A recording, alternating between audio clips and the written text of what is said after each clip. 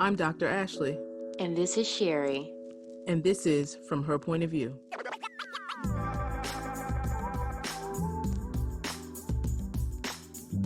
What was the other one? About marriage. We can talk about it, but I don't know if I feel like it's going to be a little bit biased because you two are married and I am not. So my feelings about the situation is not going to be the same as what you all may feel. This all came about through another podcast that I was listening to where the question was posed, am I being selfish for staying in a relationship with someone that I know I'm not going to marry? Mm-hmm. His justifications for not wanting to marry the girl that he was with wasn't because he wasn't happy with her. It wasn't because they didn't have a good life together, but it was because she smashed a homie. And because it was looked at as if she was somewhat of a hoe in her past life, he couldn't see himself marrying her, but yet he's spending his life with her, which makes absolutely no sense to me. And then you have to question if he's even had this conversation with her. Is marriage a deal breaker to her? And if so, why are you wasting her time? So could you be in a relationship with someone for one reason or another if you know that they're not marriage material? They're not forever material. It all depends on what's important to you. So you got to define that in the beginning. Is marriage something that's on the table? Is that something that you want? Are we assuming that that's something that you want? For conversation purpose, say you got with someone that you wasn't, maybe you got with them when you were 29, you wasn't thinking about getting married, but now you're 36, so you thinking about getting married, but this person is still is not on the level that you want now. Y'all the same age, but he's not ready to get married, and you're like ready to get married. So then you got a question, do you leave or do you stay? Well, I think the question is too, because like Toshia just said, if you're 20, 29 or whatever, you're not in that area, 36 you are, is that important to him? Because at that point, if you've been together that long, it's been defined that it's important to you. Mm-hmm.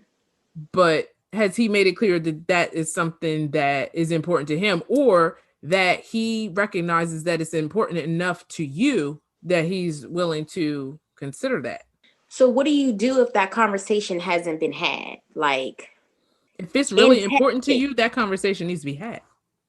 So let's just say you talked about it in passing, right? And you talk about it in passing, but it hasn't come back up. But you know that's what you want, and he knows that's what you want, but it's not happening. It doesn't seem like there's any plans in the works for it to be a thing. Like, what do you do at that point? And we actually talked about this in one of our other podcasts. That being, if that's what is important in a relationship, what do you do? Because marriage is not for everybody. It's not. It's not for everybody, but you also have the freedom to define the marriage the way you want to do it. So that might be something that you will want to bring up with this person, because they may have this connotation of marriage that it doesn't have to be. You know what I'm saying? Mm-hmm. They may be thinking of it in a negative way, and now I'm locked down, or whatever. But you two in the marriage would define what that marriage is. Yeah. So that could ease his qualms about marriage if you may have a clear conversation about defining what that's going to look like for you. And you say that I want to be married and I want it to be like this. This is what, for me, this is what marriage is. This is what it represents. This is what happens. I do think it's selfish to stay with someone if you're not willing to marry that person. I do feel it's selfish, because if that's not the level you want in life, but that's what that person wants, I feel it's best that you step to the side. Yeah, we might have spent 7 years together, but guess what? I'm not waiting another 3 years to say, and now 3 years go by and you still ain't ready. I could have been somebody's wife by now. But also you got to understand, it's not always greener on the other side, honey. So you got to pick and choose your battles. I don't know. And I guess because there are battles on both sides. Yes, there sure is. So ultimately, we can all agree that it is selfish to stay with somebody for your own personal gain when you know you're not going to marry that person, and that's something that they want. Yes, it Yeah, is. It because absolutely is. I feel like me personally, I could have been okay with just being boyfriend and girlfriend for the rest of my life, but it would have been selfish of me to say that because he wanted to be married. Mm-hmm. But I would have been that one. We would have been boyfriend and girlfriend 30 years from now. But it's not a sacrifice for you to say I do to this man who wants to be married, and you know he wants to be married, although you're okay with being boyfriend girlfriend. It's not something that affects you daily to say, oh, I can't believe I married this man. Like, it's cool. Yeah, it wasn't, but yeah. Mhm. So that also comes back to like conversations that we've had in previous episodes, thinking about yourself, your self-worth.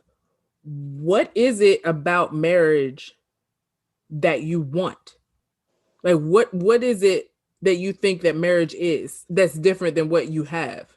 A commitment that you have to even fight it out. You have no choice but to fight it out. But it comes Mm-hmm. days where it's like, I don't have no more fight. Mm-hmm. They I put feel it like that marriage is like a job. Like a job that you don't want to go to every day, but you know if you want to get paid, you got to show up. I wouldn't say I can't say if it's a job. It's a lot. It's a lot because it's multiple multiple beliefs, different beliefs, personalities. So it's more than a job. Some people go to a job and love it. Go to a job and love it. Not saying you don't, but I'm pretty sure there's someone who's still in a marriage that they wish they would not ever in, or but they stick around because they're scared. They've been with this person for so long, they're scared to do it by themselves. Mm-hmm. So I think it becomes a commitment that you know that this person's always going to be there, God willing. So you stick, and then you feel like if you step out, it's like, oh my gosh, what am I going to do? How I'm going to do this? Unless you have to be if you are in an unhappy marriage, you have to be a strong human being, and it's not just woman. It's not just men. It's like either one of us. You have to be a strong human being to walk away if you are in a marriage and you know you shouldn't be there. So for me, marriage would be that it would be the ultimate commitment to that person. And with that, like Tasha said, it's not something that you can easily walk away. Like I can easily walk away being your girlfriend. Like we don't have no ties, nothing's keeping me here, whatever. But when you're in a marriage, you've made a commitment before others that this is something that you were going to stick out no matter what. You made that commitment because you loved that person. You didn't just marry this person because it was like the first thing you wanted to do. You made that commitment because you love that person loved you, and you know it. Like for me, I made that commitment because I love him and I know he loved me. Now, difference of our beliefs, that's what knocked us off our square. And like, everybody's relationship is different. Mm-hmm. So it's like, why did I get married? But it's like, oh, this is why I got married. So you just have those ups and downs, ups and downs, and downs. You thinking like, I'm a wife, I'm going to love my husband, I'm going to cook every day, but it's like, I can't do that every day. I can't. I can't cook for you every day. I can't love you every day. I can't, so it's a big commitment. And you make that commitment because you love that person. That's why I feel you get married. Now, 10 years later, and all the bills you guys and have gained together, all the arguments about who made the purple Kool-Aid. Yeah, like yeah.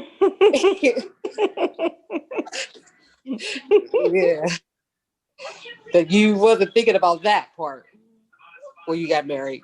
You thinking like, I don't have meet my man, somebody I could grow old with, somebody I could love and enjoy, and da, da, da, da. But I think it comes with the good and the bad. Yep. And I think the mindset for me is that when you're married, that person is yours and you are that person. It's not in a possessive way, but it's like, this is my husband, this is my wife. Like, it has a higher standard to me than just being girlfriend, boyfriend. It does. Mm-hmm. It does. It does. It does. And there's a different level of commitment, and there is a, I can't say for everybody, but for myself, there's a different level of security that I know that there is absolutely somebody who absolutely always is on my side. Yeah. With hopes that that is your situation, not your situation, but in a situation. Mm-hmm. The mindset is that this person is on your side, and hopefully you're in a committed relationship, marriage, where your spouse is always on your side no matter what. They Mm-hmm. love you no matter what. They're Or you committed could be no matter committed. what. Because there's a lot of relationships where, yeah, you're married, but the commitment's not there. Mm-hmm. And The that's not love's not that's not there. what you signed up for. So Right. you got, I mean, it takes a lot of soul searching too, because once you've been in something for a significant period of time and you have defined clearly that this is something that's important to you. Yeah. I mean, what I have made this clear that this is important to me. You love me down, as you say, Sherry. You love me You love down, down. but you won't give me what is important to me. Why? Yeah. Why not? Because if that's something that you don't want, I can respect that, Mhm. and we can do other, we can do other things. But this is important to me. But then it's like, if you bow out gracefully in a situation like that, you're looked at as the bad guy because you gave up too soon. Who cares? Like, Yes. Yes. we I 6, 7, 8 years agree. in, nothing's happening. And now that I decided I'm not giving you one more year, I'm the bad person because I don't want to stay. You had more than enough time to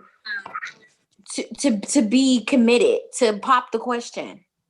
You could have popped the question and we could have had a whole engagement for 2, 3 years, but we ain't even there yet. But now I'm the bad guy because I want to leave after 9 years. I agree. Like, that'd be like how I be feeling like if I give up, I would feel like I would be looked at as the bad guy. Mm.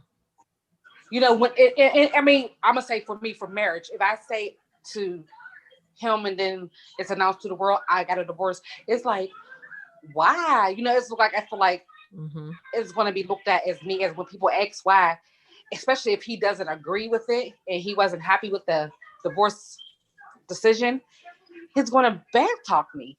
Mm-hmm. Then I'm gonna, it's a pride thing. Like, it's like, like, nah, I look like I just was like F him and I don't want to be with him no more. I ain't trying to fight. I ain't want to go, go an extra another year of counseling or not, like But if sometimes you're shunned upon because it's like you gave up, when in reality, right, no one really knows what's happening behind closed doors. Amen. When you right. walk away. Nobody knows what was going on. But it's a mind thing for me that it will affect me that other people feel like bad, like feel this way about me. Like, you have no clue. And it's like you want to defend yourself. Yeah. But I feel like you want to defend yourself in a situation like that, but in reality, you shouldn't have to, because fuck their feelings, like, and their thoughts and how they feel about your situation. That's your situation. You got to wake up and go to bed to that every single night, and you got to be okay with whatever that decision may have been. But people be quick to want to tell you what you ain't doing, and they don't know half the story. Yeah, that's true. I agree. But it's easier said than done for me. That's why I believe in transparency to an extent. Like, be transparent to others, but to an extent, because the more people know, they will use that against you in the worst way sometimes. Right. Yep. And that's why, but my mom always told me, is like, you don't talk about your man to your friends, whatever, because you forget and you done made up and they don't forget. Yep. Right. And they still looking at him sideways. For your ass. Right. Like, girl, you dumb. Like, what are you doing? And that's your friend, and you gonna back her up, but in reality, you looking at her like, girl, what you doing though? What are you doing? But that's why you have to be mindful I think with the certain fair people. amount of right. And I think the fair amount of friends are, people that I call friends, they've been in some type of relationship, whether if it's, what type of relationship, it's not just you sticking by a guy's side, or everybody been in some type of relationship that could be frowned upon on, but I don't judge I'm like one person. I don't judge a friend. If you want to, whoever you want to date, if it's good for you, I mean, y'all argue now. If he's abusive, which thank goodness I never had to deal with a friend that I personally know that was in a bad abusive relationship, but I know a relative of mine that was in a bad abusive relationship until this day she's still with the man, and he broke every bone in her body. Now, is that judging? No, it's not judging, but you're like, he's physically abusing you. And there comes a level where you have to judge. You have to first give your friend help, and then become that judging person to her, like, you are better than this. You want to accept this from this man?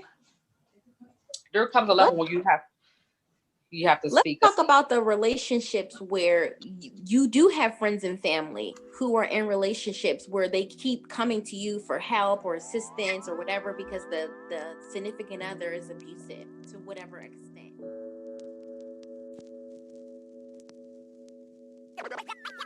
You've been listening to From Her Point of View, the show curated specifically for women by women, covering a wide range of topics. Though this is From Her Point of View, we want your point of view too. Become a part of the show. Questions, comments, and feedback are welcome through Instagram and Facebook, where we post regularly. Email us at fromherpointofviewllc@gmail.com. Leave us a voicemail at 443-507-8032. Tune in weekly, and please share with your family and friends, as we can be found on your favorite platforms: Apple Podcasts, Podbean, Google Podcasts, Spotify, and Amazon Music. Thank you for listening to From Her Point of View.